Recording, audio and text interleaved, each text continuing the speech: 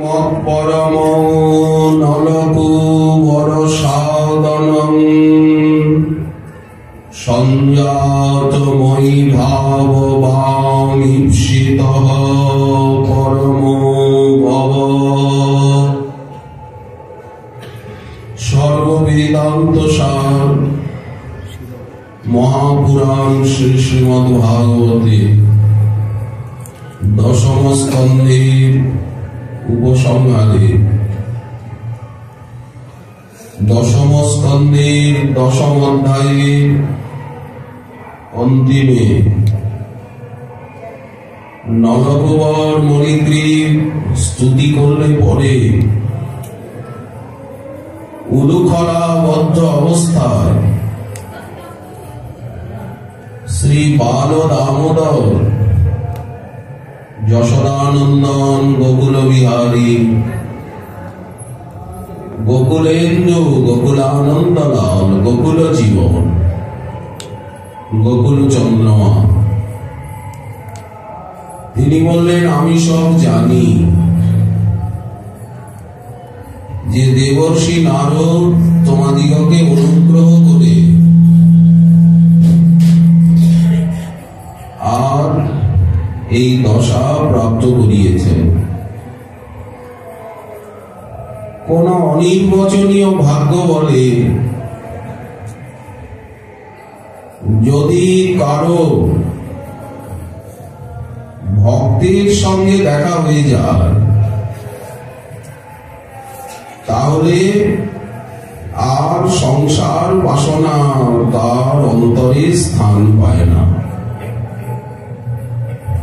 এই যে বলা হলো, বিষয় ছাড়িয়া কবে শুদ্ধ হবে মন।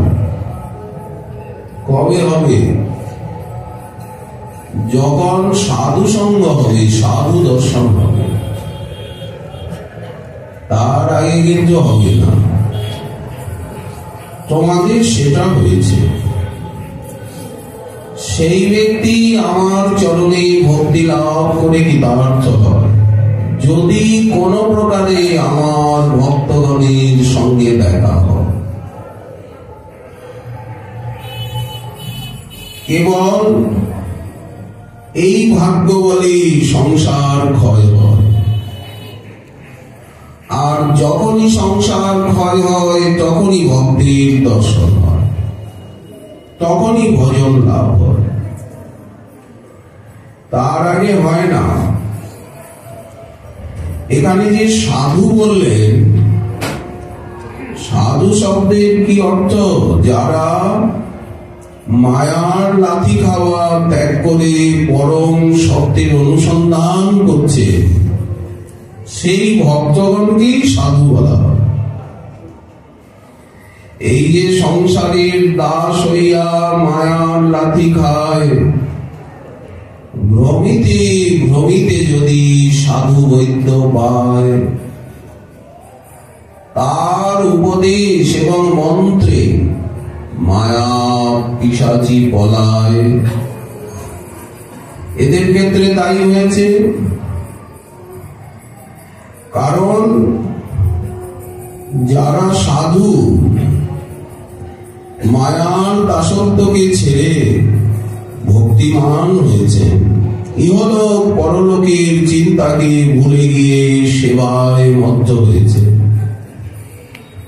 সর্বদা শ্রবণ কীর্তন স্মরণ অর্চন বন্দন করছেন, সমচিত্ত মান অপমান নিন্দা স্তুতি বলেন কোন জ্ঞান নাই, স্বভাব সিদ্ধ করুণাময় তারা।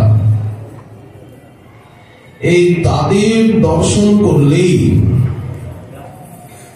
তখন ভক্তি লাভ হয়, আর কোন সাধনা নেই। কোন ভাগ্যে কোন জীবের শ্রদ্ধা যদি হয়, সেই জীব তখন সাধু সঙ্গ যে করো। তোমরা ধনমদে মত্ত ছিলে, মদ্যপান আদি দুরাভিনিবেশ ছিল, অনির্বচনীয় ভাগ্যবশত দেবর্ষি নারদের দেখা পেয়েছে। সঙ্গে সঙ্গে অজ্ঞান আধার দূরে গেছে। তোমরা ভক্তি লাভের যোগ্য হয়েছ। কোন সাধনায় ভক্তি লাভের যোগ্যতা আসে না, একমাত্র ভক্ত দর্শন। যেমন স্বর্ণকার সোনা পেলেই অলংকার প্রস্তুত করতে চায়, প্রথমে তীব্র অনলে দগ্ধ করে, সমস্ত দোষ নষ্ট হয়, বিশুদ্ধ হয়, এইবার স্বর্ণকার মনের মতো অলংকার তৈরি করে। তেমনি দেবর্ষি নারদ তোমাদিগকে সাবানলে দগ্ধ করে তোমাদের সমস্ত দোষ নষ্ট করে তোমাদেরকে ভক্তি রস পান করিয়েছেন। আর কোন চিন্তা নেই। তোমরা কৃতার্থ হয়েছ। তোমাদের হৃদয়ে একান্ত ভক্তি বাসনার বীজ অঙ্কুরিত করেছে। এখন নিশ্চিন্ত হয়ে গৃহে যাও, ভক্তি অর্জন করো, তার রসাস্বাদন করে জীবনকে ধন্য করো। দেখুন কত সুন্দর কথা। নারদের কৃপায় আমাকে তোমরা ভাব লাভ করেছ, আর তোমাদের অভিমান হবে না।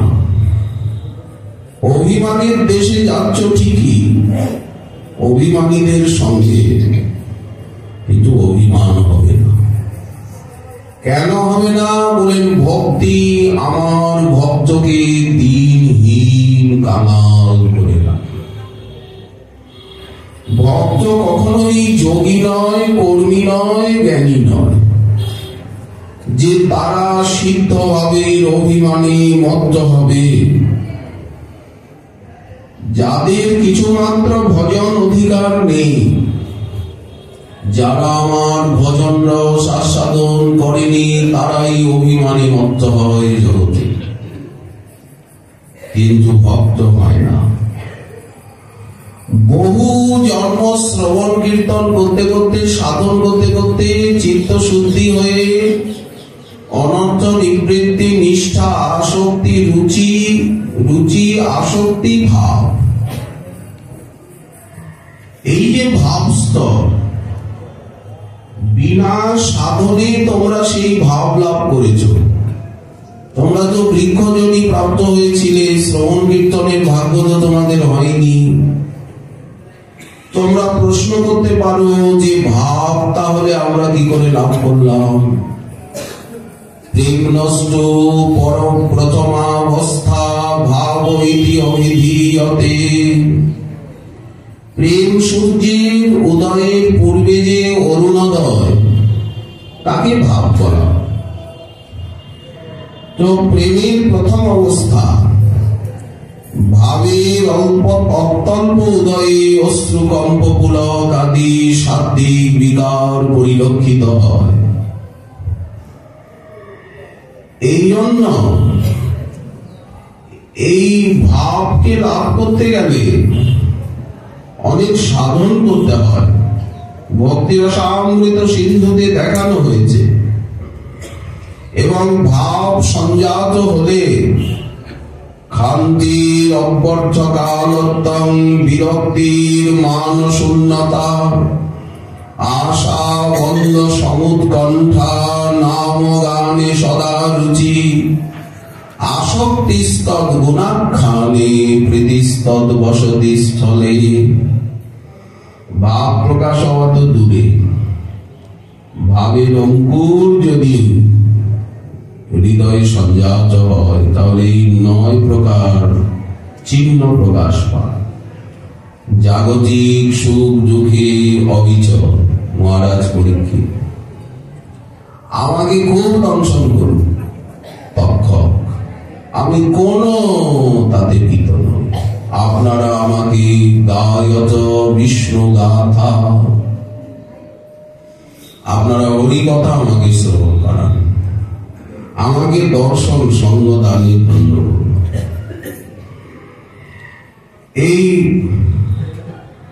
তার রাজ্য লাভেও সুখ নেই, ভিখারি হলেও দুঃখ নেই, সুখ দুঃখ দুই সমান। একে বলে খান্তি। এবং উনি সর্ব বিষয়ে আসক্তি শূন্য হয়ে যান। কৃষ্ণ ভজন ছাড়া আর ওনার কিচ্ছু ভালো লাগে না। একে বলে বিরক্তি। কোন বিষয়ে ওনার অভিমান থাকে না। একে বলে মান শূন্যতা। সব সময় চিত্তে আসা, নিশ্চয়ই আমি পাবো, পাবোই পাবো, কৃষ্ণ কৃপা করিবে দৃঢ় করি মানে। আপনা অযোগ্য দেখি মনে হয় ক্ষোভ, কিন্তু তথাপি তোমার গুণে উপজয়ে লোভ। এই আশা বন্ধ, সব সময় উৎকণ্ঠা। নাম গানে সদা রুচি, কদা হং যমুনা তীরে নামানি তব কীর্তয়ন। উদ্বাষ্প রচিষ্যামি তাণ্ডবম। আর তার গুণগানে আসক্তি। ধামে বাস করায় লালসা, ধামবাসী হব, অন্য জায়গায় বাস করব না। এই কবে হব বৃন্দাবনবাসী ভাব লাভ হলে ধাম টেনে নিয়ে চলে আসবে না। যার অন্তরে ভাবাঙ্কুর জাত হবে, ধাম চুম্বকের মতো তাকে টেনে নিয়ে আসবে। নিরখিব যুগল রূপ রাশি। লোকে শুধু ছটফট করছে, কবে যাব, কবে যাব, কবে যাব।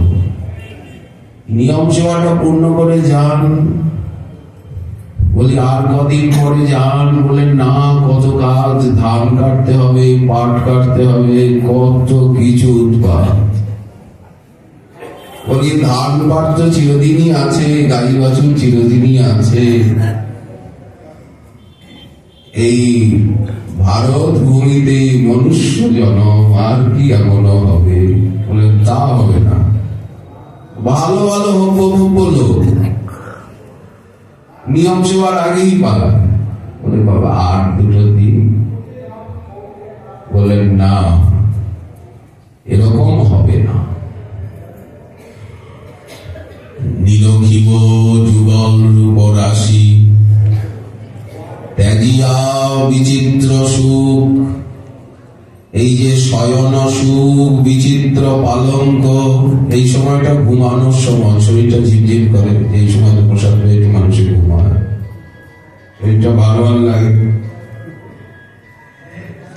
কবে ব্রজের ধুলায় ধূসরিত হবে অঙ্গ। এটা ভাব না হলে হবে না, সেই মনোবল লাভ হবে। ওর দৌড়াবই দৌড়াবো। তো ভাবাঙ্কুর উদ্গম হলে কৃষ্ণ ভজন না করে সেই ব্যক্তি এই আহার নিদ্রা জগতের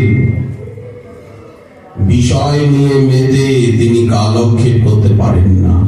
কৃষ্ণ সেবা করার জন্য প্রবল উৎকণ্ঠা ভোগ করেন, নামগানে রুচি হয়, কৃষ্ণ গুণ বর্ণনে আসক্তি, কৃষ্ণ মন্দির, কৃষ্ণ ধাম, কৃষ্ণ লীলা কীর্তন স্থান, তুলসী কানন, কৃষ্ণের লীলাক্ষেত্র, কৃষ্ণ বসতি স্থলে অত্যন্ত ভালোবাসা জন্মে। এই 9 প্রকার ভাবচিহ্ন প্রকাশ পেলে অনুমান করা যায় যে অন্তরে কৃষ্ণ ভাবাঙ্কুর উদ্ভব হয়েছে। নচেত বৃথা অভিমান করে দুর্লভ মনুষ্য জীবন পশুর মতো কাটানো, এটা তো বুদ্ধিমানের কাজ নয়। এইবার শাস্ত্র গ্রন্থ যদি না জানা থাকে তাহলে কি করে বুঝবো তোমাদের ভাব লাভ হয়েছে? শ্রবণ কীর্তন অনুষ্ঠানে কিংবা আমার ভক্তির কৃপায় 2 ভাবে ভাব লাভ হয়, এক সাধনে আর এক ভক্তির কৃপায়। তো এরা তো এখনো সাধন করেননি, এরা তো এতদিন বৃক্ষ হয়েছিলেন। ভক্তির কৃপায়, কৃষ্ণ কৃপা, ওই যে দেবশ্রী নারদ বলেছেন, বলা মানেই পাওয়া। মহৎ বলে দিলেন তো পেয়ে গেলেন। পরম অভব ন ভব সংসার যস্মাৎ সভব। ভাব লাভ হলে আর সংসার লাভ হয় না, অর্থাৎ জন্ম মৃত্যু জরা ব্যাধি শোক মোহ ক্ষুধা পিপাসা দুঃখ দৈন্য দারিদ্র অভাব অভিযোগ বলে না, আর সংসার দুঃখ ভোগ করতে হয় না, এর নাম হচ্ছে অভব। জ্ঞানীগণ জ্ঞান সাধনায় অহং ব্রহ্মাস্মি সর্বং খলু ইদং ব্রহ্ম বলে প্রারব্ধ কর্মকে নাশ করে তারা জীবন মুক্ত অবস্থাকে প্রাপ্ত হন। কিন্তু সেখানেও এতখানি নিরাপত্তা নেই। এইসব জীবন মুক্ত পুরুষ যারা, তারাও দেহ স্বীকার করে গোবিন্দের বরণ করে।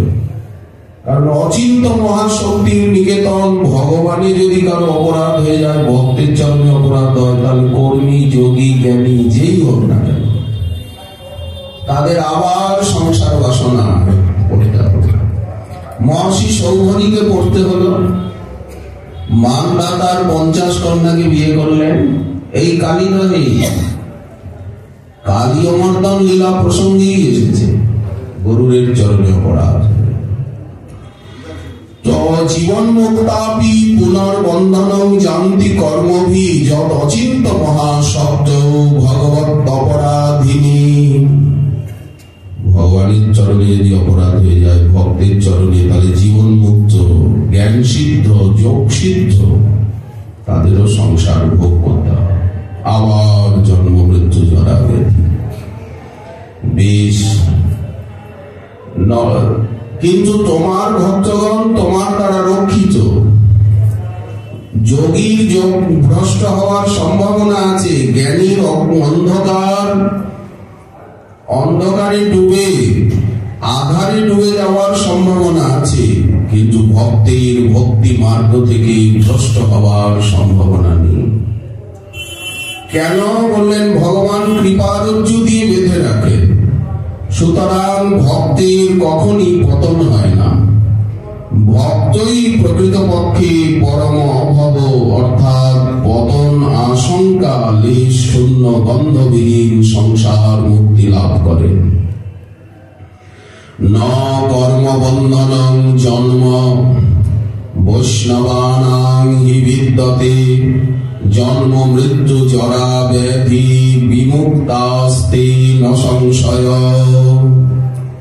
যারা কৃষ্ণের চিন্তা করছে, কৃষ্ণ ভাবনাবান, এমন ভক্তগণের কদাপি কর্ম ফলাধীনতা বশত জন্মগ্রহণ করতে হয় না।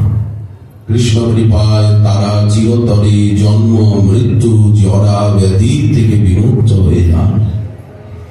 অতএব হে নরকুবর, হে মণিগ্রীব, দেবর্ষি নারদের পরমানুগ্রহের কৃপা তোমরা এই পরম অভবরূপ ভাব লাভ করে কৃতার্থ হয়েছ, অর্থাৎ আমার চরণে ঐকান্তিক ভক্তি লাভ করেছ। তোমাদের আর সংসার বাসনার অঙ্কুর উদ্গম হবে না। ছোলাটা যদি ভেজে যায়, সেই ছোলা আপনি জলে ভিজিয়ে রাখুন জনক, কিন্তু অঙ্কুর উদ্গম আর হবে না। গমটা ভেজে ফেলেছে, ধানটা ভেজে ফেলেছে, তো ক্ষয় হয়ে গেল, ওটা আর অঙ্কুর হবে না। তেমনি গোবিন্দ চরণে যদি ভাব লাভ হয়, তাহলে আর এই সংসারের ভাব তার অন্তরে স্থান পাবে না। এখন কি করবে তোমরা? তোমরা নিশ্চিন্ত মনে নিজ ভবনে যাও, আর তোমরা যে প্রার্থনা করেছ অনুরূপ ভাবে নিরন্তর আমার সঙ্গে সম্বন্ধ রেখে পরমানন্দে কাল যাপন করো। ভগবানের এই কৃপা আশীর্বাদ বাক্যাবলী শ্রবণ করে তারা নিজেদের ভাগ্যকে ধন্যবাদ দিলেন। আজ আমরা ধন্য হলাম, আমাদের জীবন সফল হল। শ্রীকৃষ্ণের কৃপাদেশ বাণী মস্তকে বহন করে আমরা সর্বদা তার নাম রূপ গুণ লীলাদির শ্রবণ কথন প্রসঙ্গে কালাতিপাত করব। সময়টা তো কাটাতেই হবে। কি নিয়ে সময় কাটাবো? তার নাম, রূপ, গুণ, লীলা নিয়ে সময় কাটাবো, তার সেবা নিয়ে সময় কাটাবো। সময় তো কাটে না, সময় কাটতে চায় না। আমরা ব্রজধাম ছেড়ে যে আমরা দেবধামে যাব এখন, এই দিব্য জ্যোতি সম্পন্ন দেহ, রাখাল বালকরা এক পাশে স্তব্ধীভূত হয়ে দাঁড়িয়ে আছে অপরাধ ভয়ে। এই জন্য এরা যদি ভয় পায় তাহলে তো আমাদের অপরাধ হবে। এরা স্বাভাবিক খেলাধুলা হাসি ছেড়ে আর আমাদের ভয়ে এক পাশে দাঁড়িয়ে আছে, আর আমাদের অপরাধ ভয় হচ্ছে। তাই তারা অনুমতি প্রার্থনা করছে। ভগবান বললেন, তদ্গচ্ছতং নলকূবর সাধনম। যখন তারা যেতে উদ্যত হলেন, তখন শ্রীকৃষ্ণকে বারবার পরিক্রমা করছেন, বদ্ধ অবস্থাতেই পরিক্রমা করছেন। ঐশ্বর্য এবং অপার করুণার কথা মনে করে, আশ্চর্য, কি করে এটা সম্ভব? উনি আবদ্ধ আর আমাদেরকে মুক্ত করে দিলেন। অবিরল দুই নয়নে জলধারা। ভগবান যদি তার অনন্ত ব্রহ্মাণ্ড ব্যাপী বিগ্রহে অবস্থান করেন, তাহলে কারো সাধ্য নেই তাকে কেউ পরিক্রমা করে। তাই ভক্তানুগ্রহ কাতর বিরাট বিগ্রহকে উনি বালকরূপী করে ব্রজে অবতীর্ণ হয়েছেন। আমরা তাকে পরিক্রমা করছি। এই সুযোগ দিয়ে আমাদেরকে কৃতার্থ করেছেন। আর যশোদারও কৃপার সীমা নেই। তিনি যদি এই চঞ্চল বালককে উলুখলে না বানতেন, বাল্যলীলা রসাবেশে ইনি কোথায় চলে যেতেন আমরা খুঁজেও পেতাম না। আজ মায়ের উলুখলকে বন্ধনাশ্রয় করে উনি নিজে বন্ধনীয় সেই কৃষ্ণকে বন্ধন করেছেন। যিনি বন্ধনীয় কৃষ্ণ, অখিল বন্ধনীয়, তিনি আজ বন্ধনের মধ্যে এসেছেন। তবেই তো উলুখল টানতে টানতে আমাদের কাছে এসেছেন। উলুখলটা ট্যাচরা হয়ে লেগে গেছে। অতএব উনি আকর্ষণ করেছেন, তবে আমরা মুক্ত হয়েছি। কৃষ্ণ চরণাগ্রে বারবার মস্তককে লুণ্ঠন করছেন, মস্তককে লুণ্ঠিত করছেন, বারবার প্রণাম করছেন। স্বাদ মিটছে না। এতটুকু ছোট ছোট চরণে প্রণাম করে স্বাদ মেটে না। ধনাভিমানে আমাদের উচ্চ শিব কোনদিন নত হতে চাইত না। আজ নারদের কৃপায় সেই গর্বিত মস্তক কৃষ্ণের উদ্দেশ্যে সর্বত্র নত হতে চাইছে। তাই তারা পুনঃ পুনঃ প্রণাম করছেন। যশোদা প্রদত্ত বন্ধন রজ্জুকে প্রণাম করছেন, উলুখলটাকে প্রণাম করছেন, ব্রজধামকে প্রণাম করছেন। নমস্তে অস্তু ধামনে স্ফুরদ্দীপ্তি ধামনে তদীয় দরায়থ বিশ্বস্য ধামনে নম রাধিকায় তদীয় প্রিয়ায় নম অনন্ত লীলায় দেবায় তুভ্যম।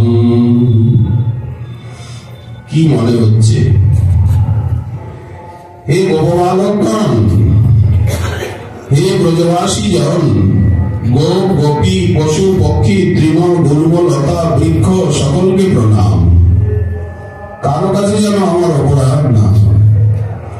কৃষ্ণচরণে বিদায় গ্রহণ কালে বললেন, হে দামোদর, হে ভক্তবৎসল বাৎসল্য পয়োনিধে, হে করুণা সাগর, যেখানে যেখানে যাই আমরা কর্মবশে, যেখানে যেখানে যাই, যেখানে থাকি, যেন আপনার অপার কৃপা এবং ভক্ত বাৎসল্যের কথা কখনো ভুলে না যাই দয়াময়। ইত্যুক্তৌ তৌ পরিক্রম্য প্রণম্য চ পুনঃ পুনঃ বদ্ধ উলুখলমামন্ত্র জগমচূর্দৃশমুত্তরাম। এইভাবে শ্রীকৃষ্ণ চরণ বন্দনা করে পুনঃ পুনঃ পরিক্রমা, পুনঃ পুনঃ দণ্ডবোধ করে পুনঃ পুনঃ প্রার্থনা করে তারা উত্তর দিকে নিজের ভবনাভিমুখী আর অগ্রসর হচ্ছে। যাচ্ছেন, উত্তর দিকে মিলিয়ে যাচ্ছেন আকাশে, যাচ্ছেন আর ঘুরে ঘুরে তাকাচ্ছেন, প্রণাম করছেন। যাওয়ার সময় দেবর্ষি নারদের অযাচিত অপ্রত্যাশিত কৃপা এবং তর্জনিত কৃষ্ণ কৃপার কথা মনে করে পরমানন্দে আত্মহারা দিশেহারা হয়ে অভিনব ভাবের স্রোতে গা ঢেলে কৃষ্ণ কৃষ্ণ কৃষ্ণ কৃষ্ণ কৃষ্ণ কৃষ্ণ কৃষ্ণ কৃষ্ণ কৃষ্ণ কৃষ্ণ কৃষ্ণ কৃষ্ণ কৃষ্ণ কৃষ্ণ কৃষ্ণ বলতে বলতে তারা অগ্রসর হচ্ছেন। জগমজুর দৃশ্যমুত্তরাম। এতক্ষণ কিন্তু অর্জুন বৃক্ষ দুটি পতনের শব্দ কারো কর্ণগোচর হয়নি। গোপানন্দাদয় শ্রুত্বা দ্রুময় পততোরবম তত্রাজম্মু গুরু শ্রেষ্ঠ নির্ঘাত ভয় সংগীতা। হে গুরুশ্রেষ্ঠ, নন্দাদি গোপগণ গোবর্ধন তটের থেকে আর এখন অর্জুন বৃক্ষ পতনের ঘনঘোর শব্দ শ্রবণ করে মনে করলেন, আহা, বজ্রপাত হচ্ছে বিনা মেঘে, ঝড় নেই, তুফান নেই, বৃষ্টি নেই, আকাশে মেঘ নেই, বজ্রপাত। ব্রজে কি কোন দৈত্যাদির আগমন হলো? আশঙ্কায় ব্যাকুল হয়ে তারা গোবর্ধন তটের থেকে ছুটতে ছুটতে গোকুলে এসে উপস্থিত হলেন। অচিন্ত শক্তি প্রভাব। নন্দা গোপানন্দাদয় শ্রুত্বা দ্রুময় পতচোরবম তত্রাজগ্মু গুরু শ্রেষ্ঠ নির্ঘাত ভয় সংগীতা। এটি হচ্ছে লীলা শক্তির অচিন্ত প্রভাব। এখনো কেউ শুনতে পাননি যে বৃক্ষ পতিত হয়েছে। এখন ঘন ঘন শব্দ ব্রজবাসী নরনারীর স্মৃতি গোচর হল। শ্রীকৃষ্ণ একা আছেন, তাই তারা অমঙ্গল আশঙ্কায় ব্যাকুল হয়ে কৃষ্ণের নিকটে এসে উপস্থিত হলেন। এর মধ্যে নলকুমার মণিগ্রীবাদী তারা মণিগ্রীব স্তবাদি করে আর কৃষ্ণের কাছের থেকে বিদায় নিয়েছে।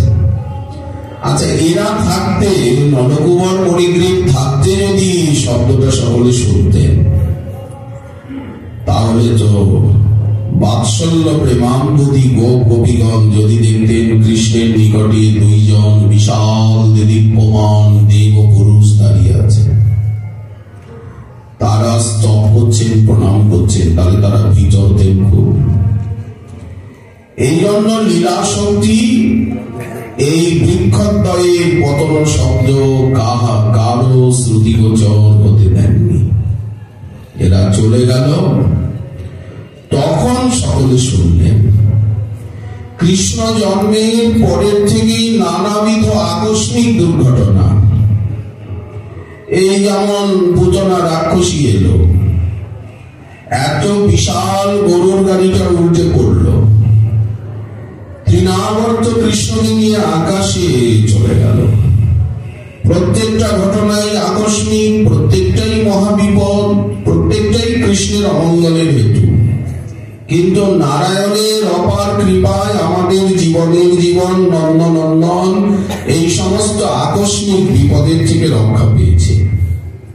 আজ আবার না জানি কোন মহাবিপদ এলো। এই যে শব্দ হচ্ছে বজ্রপাতের মতো, যেন ভূকম্প হচ্ছে। হে নারায়ণ, হে সর্বশক্তিমান, রক্ষা করো প্রভু, প্রভু রক্ষা করো, ব্রজ জীবনের প্রাণ রক্ষা করো, ব্রজবাসী জীবন রক্ষা করো। আমাদের ব্রজ জীবন বাঁচলেই আমরা বাঁচবো। সবাই আর্তনাদ করতে করতে কৃষ্ণ কৃষ্ণ কৃষ্ণ কৃষ্ণ ব্যাকুল হয়ে ব্রজবাসী গোপগণ নন্দালয়ের অভিমুখে ধাবিত হবে। আজ অন্যান্য দিন সমস্ত দাস দাসী থাকেন, আজকে তো কেউ নেই। আচ্ছা, অন্যান্য গোপভবনের আশেপাশে এক একজন করে গোপপত্নী রয়েছে। এখন তো পূর্বাহ্নকাল, তারা গৃহকর্মে ব্যাপৃত। বৃক্ষ পতনের ঘনঘোর শব্দ শুনে তারা হায় হায় কি হলো কি হলো কি হলো বলে অমঙ্গল আশঙ্কায় সকলেই মূর্ছিত হয়ে গেছে। ভালোই হয়েছে লীলা শক্তি এদেরকে মূর্ছিত করে দিয়েছে, তা নাহলে তো এরা ছুটে আসতেন, নলকুমার মণিগ্রীব স্তুতি করতে পারতেন না, আর শ্রীকৃষ্ণ এদের সঙ্গে কথা বলতে পারতেন না। আচ্ছা, এখানে একটা কথা, গোবর্ধন তট আর গোকুল কত দূর? অন্তত কমপক্ষে ফেলেছে 25-30 কিলোমিটার হবে। তাহলে কি করে এরা গোবর্ধন তটের থেকে আর শুনলেন গোকুলে? বৃক্ষ দুটো মর্মর শব্দে পড়ে গেল, এটা কি করে সম্ভব? আর ওখান থেকে রুদ্ধশ্বাসে ছুটে আর গোকুলে এসে উপস্থিত হলেন। বললেন, দেখুন এখানে তত্ত্ব রয়েছে। যখন নিজের স্বার্থ গন্ধ শূন্য হয়ে, আত্মসুখ বাসনা শূন্য হয়ে কেবলমাত্র কৃষ্ণকে মঙ্গল মতো দেখবার আকাঙ্ক্ষায়, প্রবল উৎকণ্ঠায় তারা যখন অতি শীঘ্র কৃষ্ণের নিকটে আসতে চাইছিলেন, তারা তো নিজের জন্য কৃষ্ণের নিকটে আসতে চান না, কৃষ্ণকে সুখী দেখবার জন্য কৃষ্ণের নিকটে আসতে চাইছেন। তখন এই যে ভৌগোলিক দূরত্ব, যদি কেউ ভক্তি মুক্তি সিদ্ধি কামনা শূন্য হয়ে কৃষ্ণকে সুখী করবার জন্য, কৃষ্ণকে সুখী দেখবার জন্য তার নিকটে আগমন করতে ইচ্ছা করেন, তখন পথটা সংক্ষিপ্ত হয়ে যায়। গোবিন্দকে পাওয়ার রাস্তা অনেক কমে যায়, বিলম্ব হয় না। সাধনার জগতেই দেখুন, আর ভক্তি মুক্তি সিদ্ধি বাঞ্ছা আত্মসুখ দেহসুখ নিয়ে যদি কেউ কৃষ্ণের কাছে যেতে চায়, তখন যাওয়ার রাস্তাটা অনেক লম্বা হয়ে যায়, সহজে যেতে পারে না। বহু জন্ম করে যদি শ্রবণ কীর্তন, তথাপি না পায় কৃষ্ণ পদে প্রেমধন। এই ভক্তি মুক্তি সিদ্ধি বাঞ্ছা মনে যদি রয়, থাকবেই কম বেশি।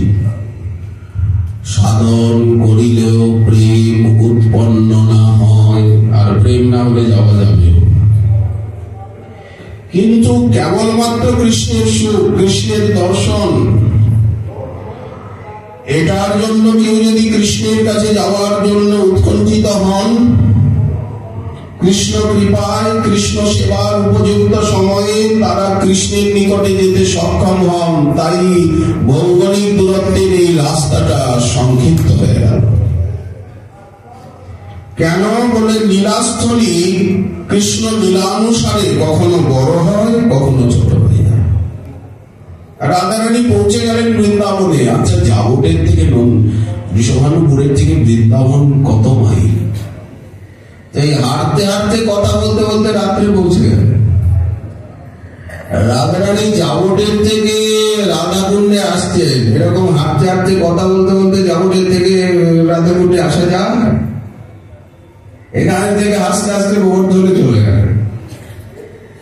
বললেন, যখন কৃষ্ণ সেবার জন্য, কৃষ্ণকে সুখী করার জন্য, তাকে দেখবার জন্য কারো প্রবল উৎকণ্ঠা হয়, তখন রাস্তাটা ছোট হয়ে যায়, আর তা না হলে রাস্তা বড় হতে থাকে। কৃষ্ণ সেবার নিমিত্ত কৃষ্ণের কাছে যেতে চান, উৎকণ্ঠা ব্রজধাম সংকুচিত হয়ে গেল। কোথায় গোবর্ধন তট আর কোথায় গোকুল? এই নারায়ণের চরণে যশোদানন্দনের জীবন ভিক্ষা করছেন তারা। বলছেন, এসে দেখলেন যে গাছ দুটো উপরে পড়ে আছে। হ্যাঁ, এত বিশাল গাছ, ঝড় নাই, বৃষ্টি নাই, বজ্রপাত নাই, মহাহস্তির আকর্ষণ নাই, কেমন করে গাছ দুটো পড়ে গেল? নিশ্চয়ই কোন অসুর এসেছিল, মহাবল পরাক্রমী এই গাছ দুটোকে ধরাশায়ী করেছে। রাগটা ঝেড়েছে গাছের উপরে। কোন দৈত্য এসে তার রাগটা ঝেড়েছে গাছের উপরে, গাছগুলোকে টেনে রাগ মাটিতে ফেলেছে। তা নাহলে হবে বিজয়। নন্দাদি গোপগণ কিছু নিশ্চয় করতে পারছেন না। উলুখলাকর্ষণ পরায়ণ শ্রীকৃষ্ণ ওই গাছের ভিতরেই আছেন। যখন দেখলেন যে সারা বাড়ি লোকে ভরে গেছে, লোকে সব ব্যাকুল হয়ে ছোটাছুটি করছে, তখন উনি মনে মনে ভাবলেন আমাকে তো লোকাতে হবে, দুষ্টুমি করে গাছ দুটো তো আমি উপরে ফেলেছি। উনি আরো বৃক্ষের ভিতরে নিজেকে লোকাতে চাইছেন।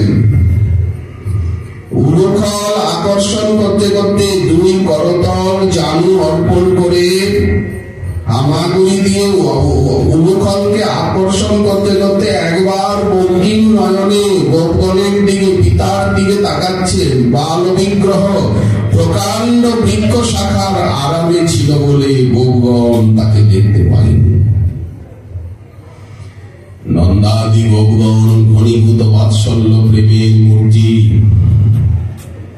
তারা যদি উলুখল আকর্ষণ পরায়ণ যশোদানন্দকে দেখতেন সঙ্গে সঙ্গে, তাহলে তো আর এরকম পাগলের মতো ছোটাছুটি করতেন না। তারা বাৎসল্য প্রেমান্ধ, তাই শ্রীকৃষ্ণের কোন ঐশ্বর্যই তাদের দৃষ্টিগোচর হয় না। তারা কেবল দুগ্ধপোষ্য বালক বলেই জানেন। অখিল ব্রহ্মাণ্ড বালককে তাদের চোখের সামনে পুতনাবোধ, সকট ভঞ্জন, তৃণাবর্তবোধ। কিন্তু তাদের বাৎসল্য প্রেমে অন্যরূপ বুঝিয়ে রাখে তাদেরকে। তারা মনে করেন গৃহদেবতা নারায়ণ নানাভাবে যশোদানন্দনকে আকস্মিক বিপদের থেকে রক্ষা করছে। এরা ঘুরে অস্থির হয়ে গেলেন চারিদিকে। কেন বৃক্ষ পড়ল? কেন বৃক্ষ পড়ল? হঠাৎ ওর ভিতর থেকে দুটো একটা বালককে দেখতে পেলে, যে বালক বেরিয়ে এলো এর মধ্যে থেকে। এই তোরা কোথায় ছিলি রে? হ্যাঁ, তোরা কোথায় ছিলি? অনেকগুলো বালক ওর ভিতরে আছে, কিন্তু একটা বালক কি করে যেন আর বেরিয়ে এসছে। বুকে সাহস আছে। যখন এরা বলে এই বালক গুলো কোথায়, তাহলে নিশ্চয়ই আরো বালক আছে। এই তারা ভালো করে চতুর্থ করতে আরম্ভ করলো, গাছের ভিতরে কেউ আছে কিনা, ডালপালা। দেখুন কি অপূর্ব লীলা মাধুরী শ্রীমন